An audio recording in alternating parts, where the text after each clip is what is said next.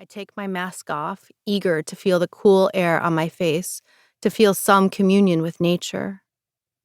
As summer passes into fall and then into winter, when I get a few weeks off, my body becomes less leaden, grows lighter. I can walk distances without bleeding, and I know then that I am healing. I worry for my now older daughter, for whom so much has changed in this year of rapid seismic shifts.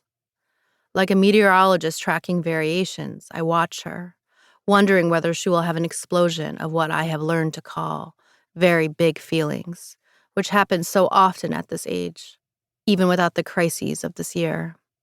She is set off on one of the first weeks when her friend, the daughter of the woman who runs the school, is given a certain toy to play with. The children are all given a bag of supplies containing a magnifying glass, a shovel, a metal bucket, a wooden spoon, a maraca, a rainbow scarf, each marked neatly in black marker with the child's name. But on this day, her friend is handed an additional toy by the teacher.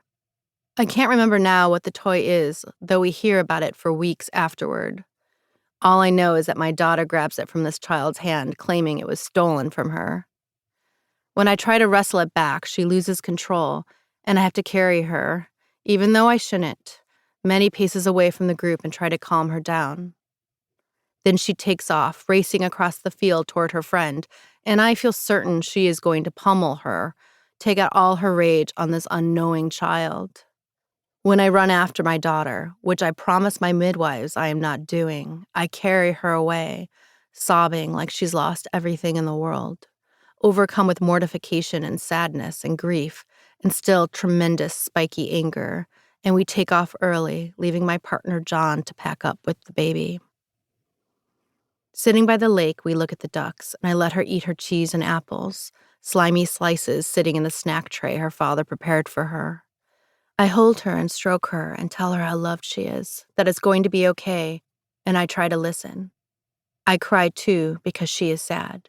We cry together. She doesn't like that every child but her seems to know the language they are speaking and to know one another. But soon she will be the elder in the group, I reassure her, and she will delight in saying adios to the teachers, and that is exactly what happens. Is this school? She keeps on asking throughout the fall. Am I really in preschool? Kind of, I say. The next week, she and her friend go to the nearby playground in the park after class, and they ride the tire swings together, being swung around by one of their fathers, and all is okay. But then another time in those early days, her friend and another girl, also their age, take off on scooters, but they don't invite her, and again she breaks down.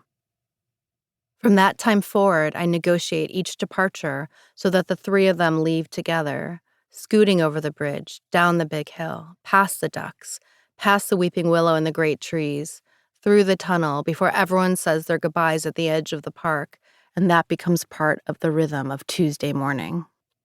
The pleasure I feel seeing their three scooters in a row, a matching candy-colored helmet hanging from each handlebar, grape purple, ours, taxi yellow, a solid green.